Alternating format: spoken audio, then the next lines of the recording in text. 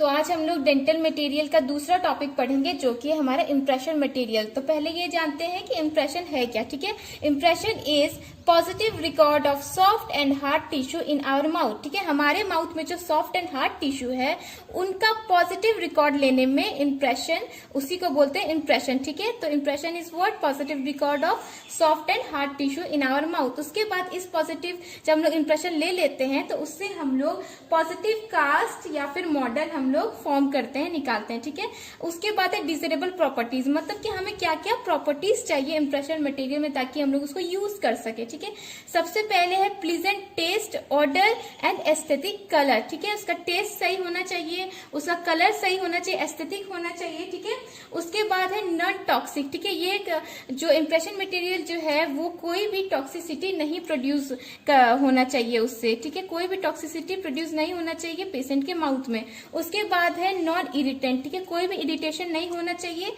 Patient को उससे।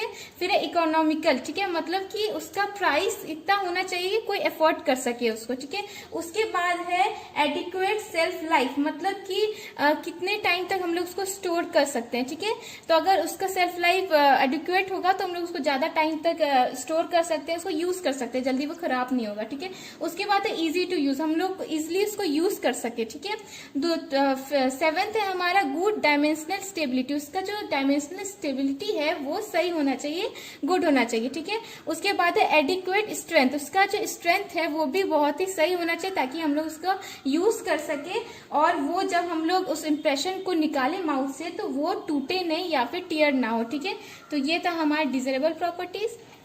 तो अब हम लोग देखते हैं इम्प्रेशन मटेरियल के यूजेस। उसके यूजेस क्या है। ठीक है, पहला यूजेस है ऑर्थोडोंटिक एंड डेंटल अप्लायंसेस। ठीक है, दूसरा है हमारा एक्राइलिक ट्रे बनाने में यूज होता है। थर्ड है हमारा प्राइमरी इम्प्रेशन लेने में यूज होता है। फोर्थ हमारा बाइट रजिस्ट्रेशन। फिफ्थ है हमारा मॉडल मेकिंग स्टडी पर्पज के लिए। ठीक है, फिर हम लोग देखते हैं इम्प्रेशन ट्रे। ठीक है, इम्प्रेशन ट्रे क्या, वो ट्रे जिसमें कि हम लोग इम्प्रेशन जो है वो लोड करते हैं और पेशेंट के माउथ में हम लोग इंसर्ट करते हैं और इम्प्रेशन लेते हैं। ठीक है, ये भी दो टाइप का होता है, पहला है स्टॉक ट्रे, दूसरा है कस्टम ट्रे। स्टॉक ट्रे जो होता है वो परफोरेटेड होता है और किससे बना होता है, प्लास्टिक से या फिर किसी मेटल से। ठीक है, कस्टम ट्रे जो होता है वो स्पेशल ट्रे होता है, मतलब एक स्पेसिफिक इंडिविजुअल के लिए उसको बनाया जाता है। ठीक है, स्पेशल ट्रे, और वो किससे बना होता है, एक्राइलिक से और सेलेक्ट से। ठीक है, तो ये हमारे दो टाइप्स ऑफ इम्प्रेशन ट्रे।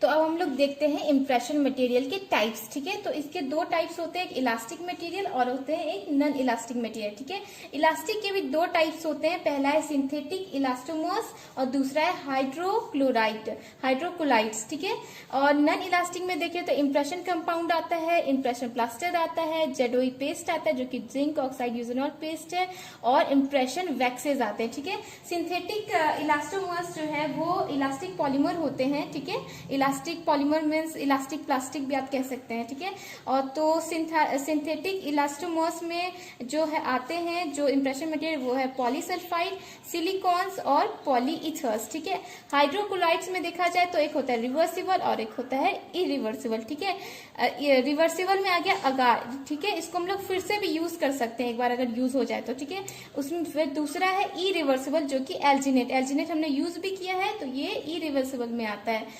ठीक है, तो यहाँ पे हमारे इम्प्रेशन मटेरियल के टाइप्स खत्म होते हैं।